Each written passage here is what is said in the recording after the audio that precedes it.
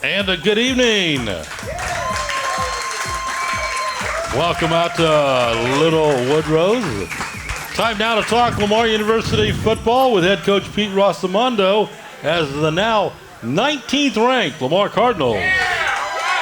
Coming off a 20-17 win over Texas Southern on Saturday. Coach, like we talked about a few minutes ago, off the air, there's an old saying, it's not how you start, it's how you finished, and the Cardinals finished strong to get that win. We did, yeah. We came out in the second half on fire, and we wound up getting out of there with a win. You know, again, give all the credit to Texas Southern. I thought their coaches had a great plan against us, and they executed it really well. And you know, our guys just did a really good job of not flinching and continuing to battle on both sides of the ball and special teams. And you know, I think that's where the game was won. Talk about what the adjustments you made at halftime, the conversations that you could tell us about at halftime. Down 10-0, but obviously not out of the game. But you did want to see some type of spark on offense. Just talked about what you guys went over at halftime. Well, you know, the penalties obviously hurt us in the first half. We got behind the sticks a bunch on the offensive side of the ball with some offsides penalties, some holding penalties, things of that nature, where we needed to clean those things up in the second half, and I think we did that for the most part. And we on defense, really, it was just about tackling. You know, we needed to make sure we get guys on the ground, and you know, they had a big back, and he was a good player, and he hadn't played a bunch all year, so he was pretty fresh, and he was getting downhill on us, and we had to get him going sideways a little bit, which we did in the second half. One of your touchdowns, a one-catch, 13-yard performance from Devin Gibbs. Kind of bobbled that a little bit, but it was good to see him get in the end zone. We talked about Devin a little bit last week. He's coming off an injury. It looks like he's back, and it's going to be a big part of this offense the rest of the way. Yeah, he was definitely back on Saturday. Played, I think, 48 plays, and that's good for us, and it's really good for him. He's starting to really move around as good as he did before, and just happy to have him back. His leadership is really good, and you know, love to have his calming presence on the sideline. You know, that is a position where you're deep. You're three deep at tight end. And that's a good problem. 4 now, because Morgan Sampson's coming off the IR this week, and he gets a chance to play. And he's a big part of what we do. You know, him and Devin are the inline tight ends, and then you got Ja'Cory Hyder and Sean Grayson as your off the ball guys. So I think you got 4 guys that can really play the position, and I think all of them can go catch the ball, and you know that makes you hard to defend. Kalen Griffin, another outstanding night for the senior. He had 124 yards rushing, got in the end zone twice, including the game winner with just over a minute to go. Yeah, I mean, we just, we needed to focus a little bit more on handoffs in the second half, and allow those guys up front to lean on Texas Southern a little bit, which they did, and created some space for him. I'm sure he'll tell you there was some nice holes in there to run through, and him and Damian Moore, I thought, did an excellent job. And then R.J. Carver came in and had huge blocks for us. So it was great to have all 3 of those guys out there contributing for us. Let's talk about the guys up front. Of course, we had Knox Boyd on the show with us last week, and you talked about last week's show going in about that Texas Southern defensive front. They had some big bodies up front, and I thought your guys battled them well. They did. Yeah, I thought our guys played pretty well, exception of a couple holding calls, which, really set us back. But I thought for the most part those guys played physical, and they played with intent, and we played in – I always tell our guys, play on their grass, don't play on our grass, and they did that, and I think that's what helped, get our offense going in the second half. You guys went to the bag of tricks on one play. Unfortunately, it didn't work. Just talk about the design of that play. Pass a little bit underthrown. Yeah, no, my wife told me it was the worst call I ever made. And now, I said if we scored a touchdown, it would have been the best. She said, yeah, probably. But, Will had designed that play. Coach Fleming had designed the play, and we had a specific area of the field we wanted to run it on the left hash. We had it. So I recommended that we run it, and Will's like, yeah, I think this is the right spot. We did.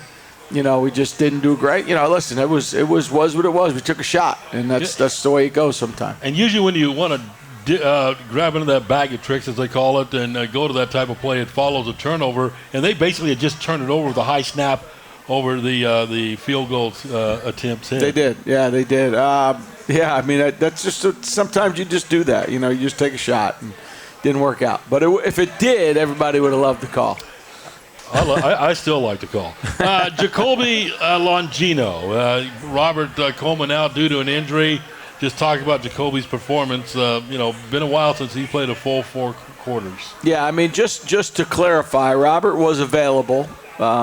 We just really felt comfortable that Longino had a great week of practice, and we felt really good that he was going to give us an opportunity to win the game, which he did. Quite honestly, when we look through the film and you look for things he could have done better, probably 1 or 2 things he could have done a little bit better. I think for the most part, though, man, he executed the game plan with precision.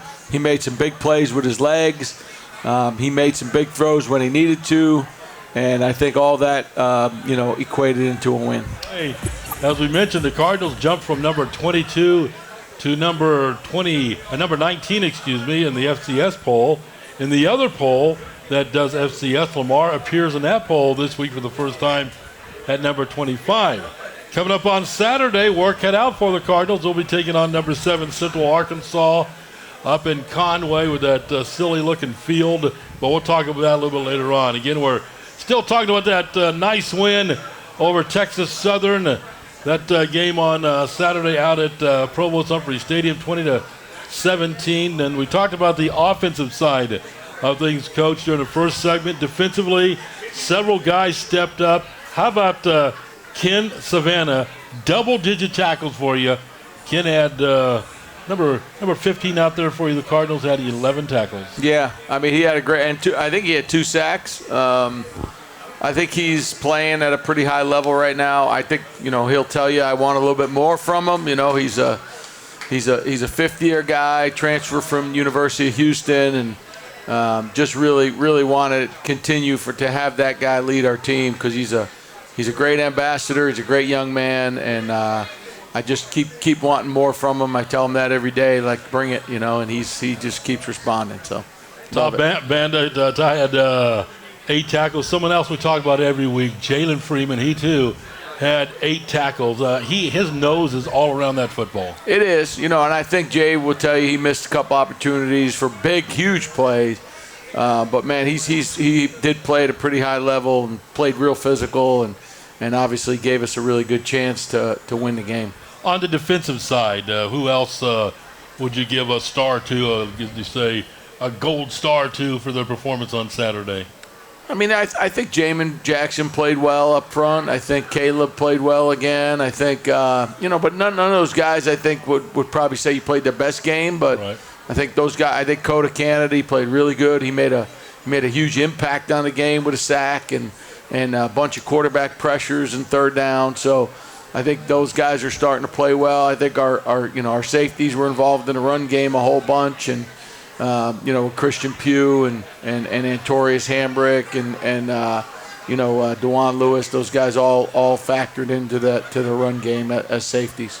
A lot of times it's just human nature. Whether you're looking at a baseball game or in this case a football game, you look at the box score, said, hey, this guy had so many yards rushing, receiving, this guy had so many tackles. But there's quite a few times you'll look at the stat sheet and not see numbers, but someone stepped up without having 7-8 tackles. Did anybody do that on Saturday? Well, I think Andre Dennis he downed a punt on the 1-yard line. That's a huge play. I think really our whole punt team. No one signs a scholarship thinking they're going to be the right guard on the punt team. And a guy that goes out there and does that with incredible gusto. Coda Kennedy, I think Ja'Cory Hyder's on the team, and RJ Carver's on the team, and I think those guys go out there and they play their tails off each and every week, and nobody really gives them any credit for doing that. Lane Gilchrist, our snapper, I mean, those guys all go out and they play their tails off. Like I said, no one signs up. Damian Moore didn't come here from Fresno State to play left tackle on a punt team. Correct. He came here to be a running back, but he's out there on the punt team playing left tackle and working his tail off because it's a hard job.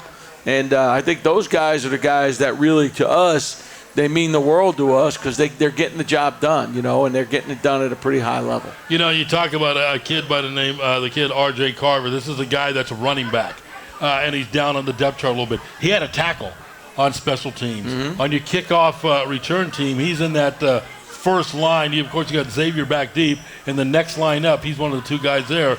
So you just said it, Coach. These kids, may be deep on the depth chart in one area, but they're stepping up and helping in others. Yeah, I mean, RJ's a huge part of what we do as a football team in general. He's a fierce competitor. He's a warrior. He's tough as nails, and those are the guys that make it on special teams. Those guys that are gritty and hard workers and can run, and he can do that. He can do all those things. So, I think I appreciate those guys. I know our team does, and we spend a lot of time on special teams, so it's really good to see those guys taking pride and ownership in what they do. The punt team, talk about your punt receivers back there, and even the kickoff receivers. A lot of times, and I use the quotations back in the day, you stand on the 10-yard line. If it's in front of you, you catch it.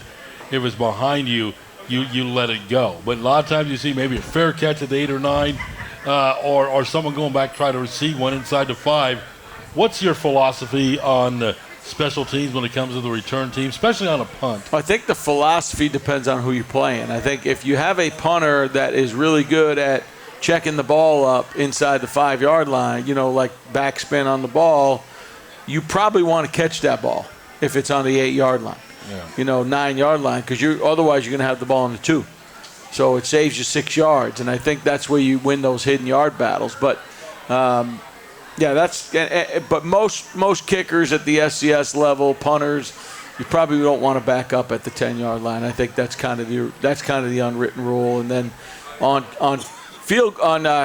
kickoff returns, we're going to try to put everyone in the end zone on the opposite side if we can. So we're going to be aggressive on that side of the ball. Now they had their guy on a couple of times, brought it out like from 5 yards deep, and it worked out well for you on your coverage team for your kick returner. If he's standing on the goal line and it's over his head, my philosophy is, hey, let's take it at the 25. Yeah, we're not going to back up and field that putt. I mean, I think we took one out of the end zone this weekend, but it was like a yard deep. Yeah, not even, maybe on the goal line. So the philosophy is be smart, and we put smart players back there. Kinden's back there, and he's an intuitive football player, as you know.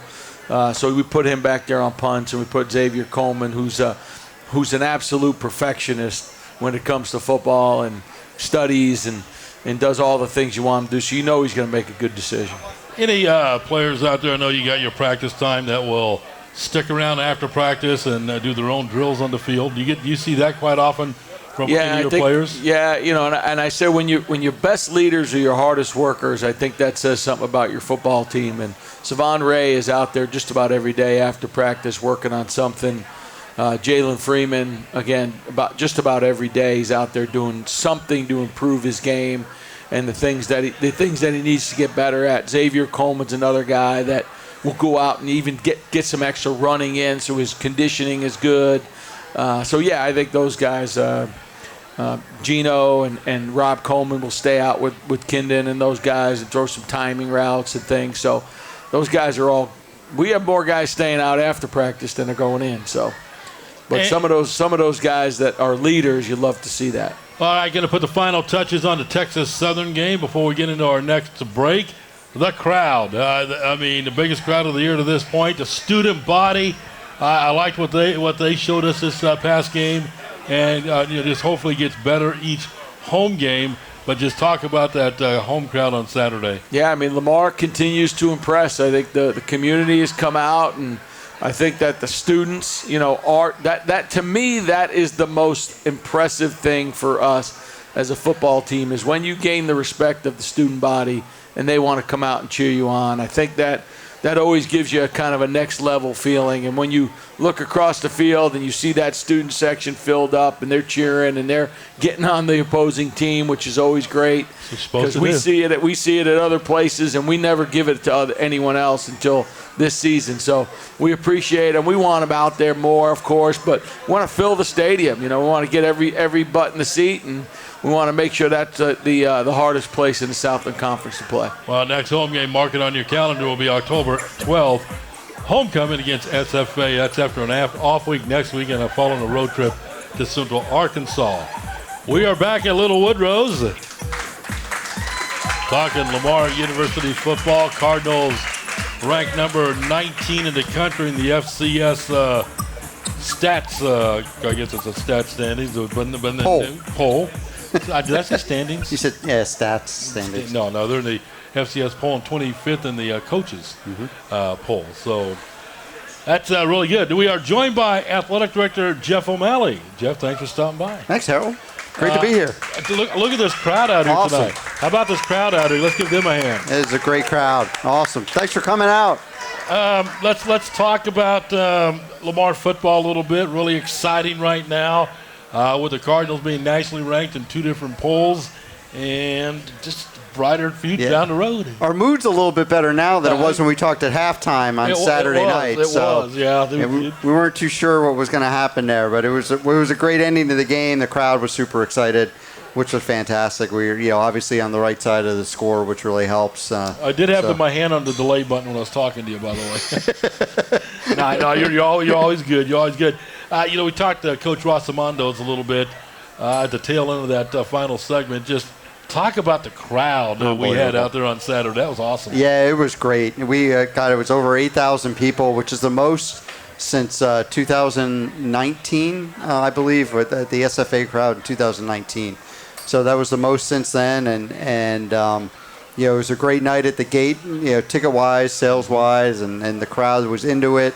They had something positive to walk away from too, with a great outcome, and I think that they're going to be coming back for homecoming. We did something too this year too. We split up family weekend and we split up homecoming. Those were my first 2 years here. Those were on the same weekend, and we wanted to separate those a little bit, so give the families maybe a couple times to come to games. So we did that, and I think that really helped our crowd as well. And what was really neat about it, and this is human nature. A lot of times people, they want to get to their car.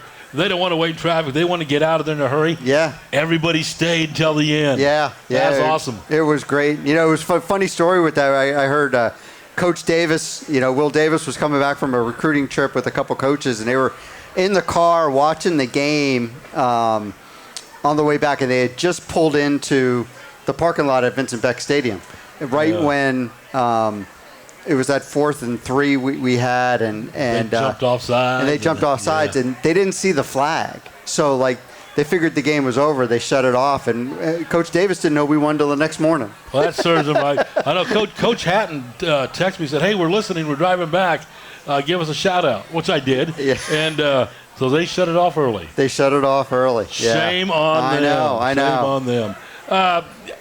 Talk about how the citizens, the community could get tickets, get involved for the remaining of the home games, because from here on out, everything at home is a conference game. Yeah. So LamarCardinals.com, you can buy your tickets online, get them on your phone, and show up. Our ticket office is open as well from 8 to 5 every day over in the Montaigne Center. They'll be happy to serve you, or you can even give them a call. So we would be happy to have you on board. We're really looking forward to it. Should be a great crowd the rest of the season. Yeah. And these games are really going to be exciting coming down the stretch too. Looking forward to them. Again, it's the Pete Rossomando Show, visiting with Athletic Director Jeff O'Malley. Let's talk about some other sports going on right now. How about that volleyball team? Unbelievable. Yeah, what a great turnaround. From 2 wins last year to 7-5 this year. The best start since 2015 for volleyball. So Coach Ariel's really doing great work there. The young women on the team are playing fantastic as well. So they're at Southeastern and New Orleans this week, and then they'll be back home next week for conference play. And that's going to be really exciting because get people over there to the gym to watch them. And that's a great environment for volleyball. It's their own facility. just specifically for volleyball, it's very intimate. Seats about 500 people. We have a ton of our student athletes who show up to the game, so it's always loud. They really get into it, and it's just an exciting environment. And that's something that I've noticed over the last couple years, where one student body will help another student body, and I'm talking about the athletics. One program, you'll see baseball guys at the soccer and softball come out to football. But I mean, it's really cool to see student athletes supporting other student athletes. No, absolutely. I think it goes on to who's dating who, on the teams, and that drives the interest on the ball clubs. It works. So, just breaking it down, but it is great. We do have, that's the one thing I noticed when I got here, is we really do have great support from team to team, and across the department. So we have, whether it's tennis or volleyball or baseball or soccer, they're always there.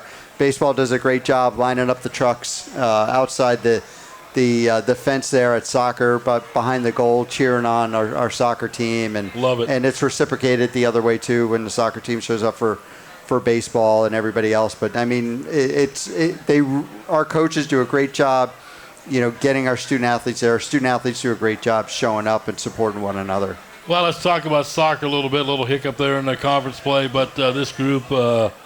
They're going to be fine down the line. Yeah, they're going to be good. I mean, they're young. That's the first conference loss we've had since I showed up. So, and coach as well. So that was unfortunate. But it's like I told coach, they don't hand out any trophies in September. You're correct. So we got to get into conference play, and I think they're going to be fine going down the stretch. We have UT RGV tomorrow night.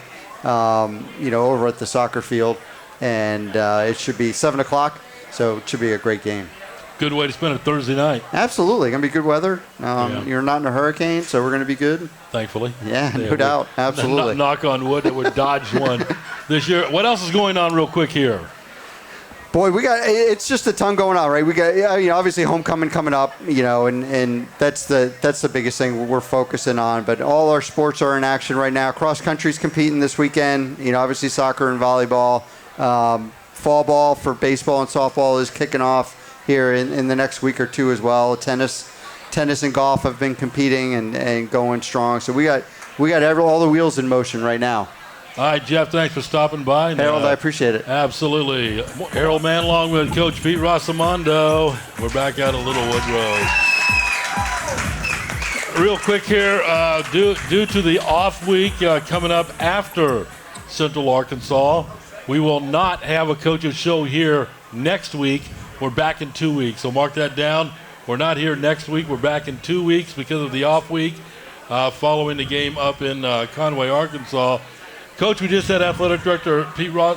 No, you want to be wrong? No, I'm not the AD. No, thank you. You sure? Yeah. All right, we just had Athletic Director Jeff O'Malley with us, and something we talked about is, you and I talked about this in past, is how student athletes at Lamar University support one another. Yeah, they do. They get out and they support each other, and that's critical. And I think it's always good because if we're not supporting each other, then nobody's going to support us. So we have to make sure we get out there and support each other and be our own best fans. Yeah, it's a lot of fun to see them out there, especially in the student body section. And the fellow coaches, they come out as well. Oh my gosh, yeah, they're great. Our coach. We have incredible staff. A lot of fun to be around. Guys and gals, it's been really fun being here for the last year and a half. One coach in particular, after the game on Saturday, saw Coach Hooks down there giving you all high fives.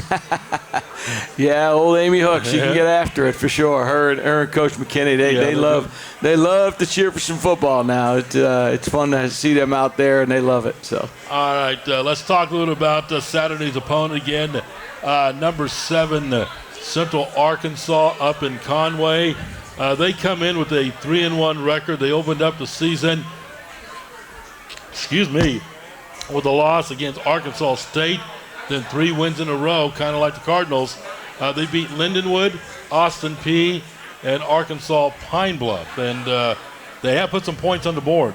Yeah, they have. They got an explosive offense. Their running back, I think, he's kind of it's very similar to us. The running back is the wheels of the operation for sure, and he's the guy that gets it going. He catches the ball, runs the ball. He's super talented, and he's what I would call a home run hitter. He's going to put that ball over the fence if you give him an opportunity to do that. So we can't be grooving any down the middle of the plate against this guy. We got to make sure we get our hands on him, get him down on the ground, and force them to go the long way.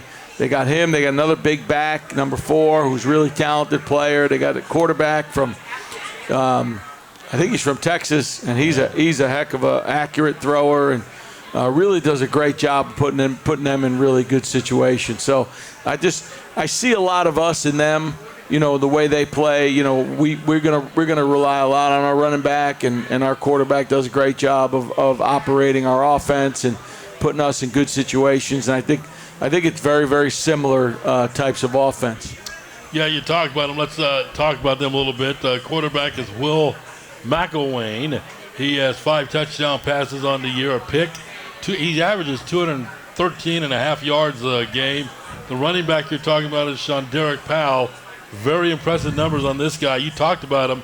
155.8, nearly 156 yards a game, 8 rushing touchdowns. He catches the football. He has 2 receiving touchdowns as well. But you really can't focus on those 2 guys because there's other guys on that offense that perform as well. I would say this: they're going to put both running backs on the field at one time. Both guys are really talented players. The tight end's a really big guy. He's 6'5". He's about 245 pounds, so he can block. He can catch the football. He does a lot of that. They got some talented receivers on the perimeter, 0 and 3, and both of those guys make a lot of plays. And I think, but who they are is a team that runs the football. That's who they are. That's how they develop their identity, is running the football and creating explosive plays off that run game. So, and that's not just with Powell; it's with the other guy as well. They do a great job of getting those guys the ball and figuring out ways to do it. And we're going to have to be on top of our game to stop them. I can tell you that right now. Now, when you look at their defense, what do they show you? I mean, it's uncanny. They're very similar to the way we play defense. They're an odd base package, so 3 down linemen, 2 outside linebackers, 2 inside linebackers. Their boundary outside linebacker is their will backer. Like for us, it's Jalen Freeman. He plays that same position. He's an All-American. He was a Player of the Year in the conference last year. He's a disruptive force, and we're going to have to do a really good job of keeping him at bay.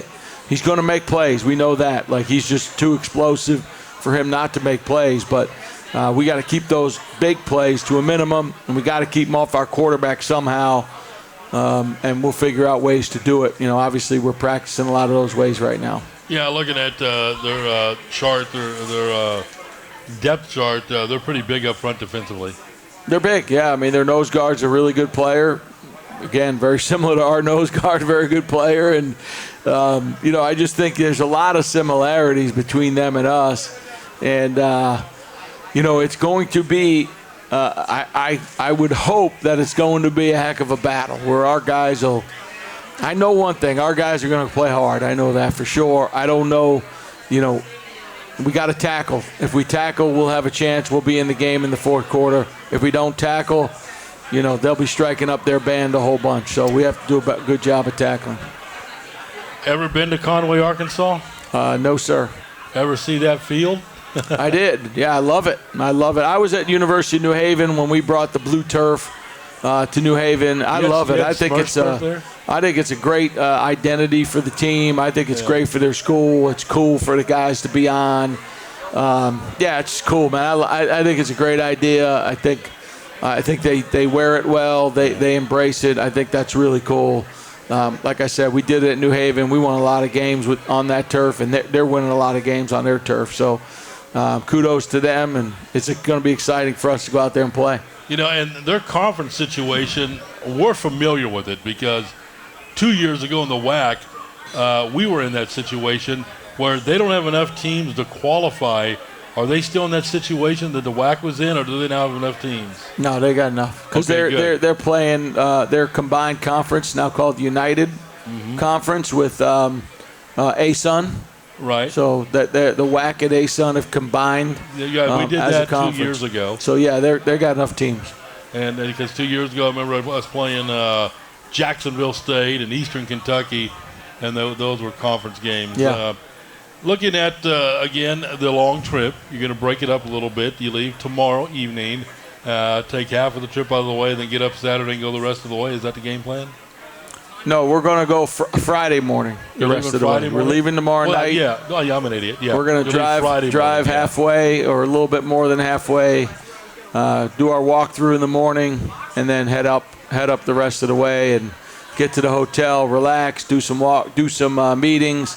Obviously have a meal, have some we call it team bonding time, and then get off to bed. Well, there'll be some games on. Guys will hang around, watch the games. So we enjoy each other's company, which is fun. And of course, we do want to remind you, next Wednesday we will not be here. We're going to take the off week, the bye week coming up a week from Saturday, following that matchup against number 7 Central Arkansas. And of course, Coach, we've got to get by the Central Arkansas game first. But the bye week, do you like bye weeks? Or just talk about your feelings on bye weeks, when they come in a season and things along those lines.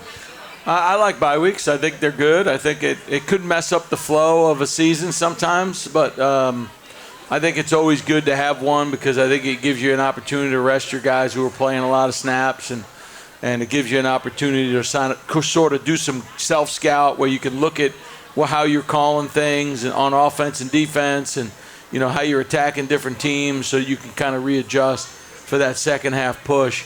And for us, that second half push is all conference games. So I think that's it's going to come at a good time for us. We do have some nicks and bruises. Thank goodness we're not, we don't have a lot of injuries, but it is one of those things that will help us heal up and get ready for the home stretch. Well, it is a bye week, but what are you going to do as a team that week? You going to work out every day? Is the workout schedule going to change at all? We'll practice. We're going to practice 3 times. We'll practice Wednesday, Thursday, Friday. Tuesday will just be a training day for us, just an opportunity to go into the weight room, get a really good lift. It really allows our guys who are playing, they only get 2 lifts a week. It allows them to get a 3rd lift, which I always think is good to keep your body fresh and healthy. And, we talk a lot about taking care of your body, and that's part of it, and making sure that these guys are fresh and ready to go for that home stretch.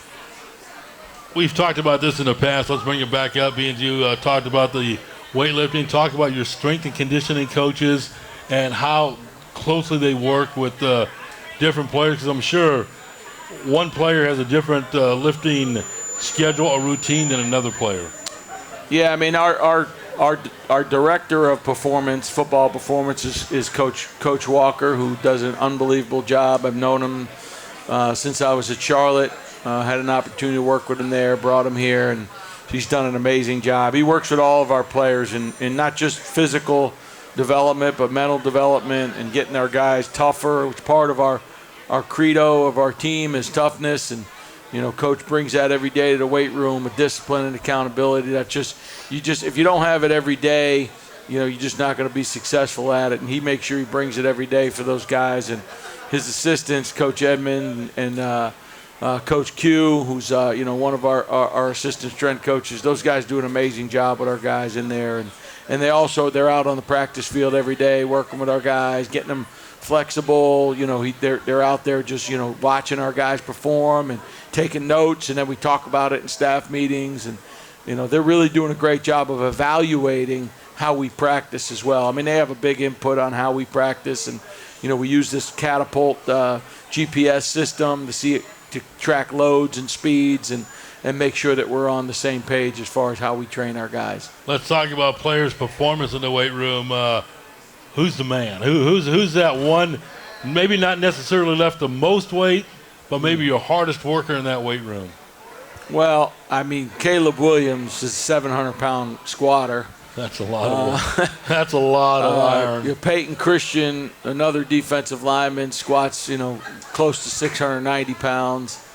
Bryce Lofton, our center from Port Neches, he's over 600-pound squat as a freshman. So we got some guys that can really lift, and and guys that do a really good job in there. But, most importantly, we train them to prevent injuries, not just to be strong. And, they don't go in there to be weightlifters. They go in there to be football players. And a lot of that has to do with mobility, flexibility, and there is a big agility. difference. Yeah, and all that comes into play on that floor in our newly renovated weight room, which we put over $500,000 into this offseason to renovate it and build a full nutrition center in there, and really came beautiful. And our guys really enjoy it and they appreciate it, and they show it by how hard they work in there. Talk about nutrition. Do certain players got to watch what they eat? Do you kind of keep a close eye on them, making sure they're not going through the golden arches at 11 o'clock at night, getting a super meal? Well, we're not going to tell them not to be kids. They're going to do some of that stuff, but we want to give them we want to make sure we give them the knowledge to understand how to make great choices, and that's why universities invested in a full-time dietitian for athletics, and that person that's what they do. They train our guys just like in the classroom or in the weight room or in the meetings with football coaches. Our nutritionist teaches exactly the choices these guys need to make. Now they help them obviously by making weight gain shakes for the weight gain guys and doing diets for the guys who need to lose weight, and create eating plans for guys. So I think all those things are huge. It's when you talk about taking care of your body, that is probably one of the three most important things they can do. They got to hydrate. Got to make sure you have the fluids in you so you don't cramp up and your body weight stays up. You got to eat well. You got to fuel your body. I say, hey, you pull up with a Mercedes to the pump, you're putting 93 in there. You pull up with a jalopy, you can put anything in there. 87, it doesn't matter. And the reason is the Mercedes is a high performance machine. So we tell the guys the same thing when it comes to nutrition. And then the third thing is sleep. Our guys got to sleep. We got to make sure they understand how important that is to their growth. Just got a text. You guys going out to the Rice Festival next week? I don't know. They haven't told you that yet? No. I said they're going to ask you anyway. You talk about the dietitian again, and I noticed this from our trip to South Dakota last year and my trip to Washington State with women's basketball. They travel with you, the dietitian. They do. Yeah, they do. I mean, we have nutrition in the locker room before the game, nutrition in the locker room at halftime, obviously post-game meals. Our operations guy, Jacob Diaz, does a great job with that stuff, but our dietitian has a lot to say with what gets ordered. Winding it down here again, talk about the travel plans, what's going to happen between here we are coming up on 8 o'clock on Wednesday night, kickoff 6 o'clock on Saturday in Conway, Arkansas. What happens between right now and the time we tee the ball up on Saturday night? Too much to go over in a short period of time that we have, but we have practice in the morning. Hopefully that'll be our best practice of the week. That's the intent for sure. And then, we get on the bus and we start our drive up to Texarkana, and we'll stay up there overnight, and then drive the rest of the way on Friday up to Little Rock, I believe, and we're staying in Little Rock, and then we'll drive up on game day to Conway. Maybe about a 30-minute drive up to Conway. Not a bad drive, and a scenic view through Arkansas from basically Texarkana up to Little Rock. If you're into scenic views, you'll see that. Yeah, I'll be up. I'll be watching. You won't sleep on the bus? I could probably get 10 minutes in. That's about it, though. No, on the way back, after a Cardinal win on Saturday night, on the way back, you'll be able to sleep a little bit. I don't know. I hope so. I mean, I've been on a lot of bus rides, 8 hours, 9-hour bus rides that I haven't slept very much. So I gotta keep my iPad charged and make sure I can get on the phone with my wife, and she's going to actually be up there. So she's making the trip up? She's making the trip up, and my daughter's coming over from Oklahoma State. So it'll be great to get to see the family. Now, on the way home on the iPad, you're not watching a rerun of the Andy Griffith Show or anything like that. You're already breaking down the game just played? Yes. Oh, yeah. We're watching that game all the way home. Yeah. I'll watch it. We'll grade it. I got to watch all three sides. So I got to watch offense, defense, and special team. So some of our staff, they only got to watch one side. So I got to watch all three. So now, do you do it as a group, or do you kind of, they come up and sit together when the offense, you're looking at the offense? Everybody's got their own iPad, so they'll have it on their own iPads. Look at the goods and the bads. Look at the goods and the bads. Yeah, taking notes, getting ready for meetings on Monday, making sure that we got all the things that we need to talk about and all the things that we need to get better at, and I'll take notes on that. How healthy are the Cardinals coming into Saturday? I think as healthy as you can be 4 games into a college football season. You got bumps and bruises, you got guys that are sore, and but I think obviously with Robert being back full speed this week, I think that obviously helps, and we really haven't lost anybody else, since game 1, so we're in pretty good shape. Coach, enjoy the trip up to Conway on Saturday. We'll have it for you right here, 5:30 airtime on KLVI with a 6 o'clock kickoff. Number 19, Lamar. Number 7, Central Arkansas. Folks, let's get up to Conway, support your Cardinals. We're back here in 2 weeks. Don't forget, October 12th is homecoming. Get your tickets now. Coach, we'll see you Saturday. Thanks, Harold.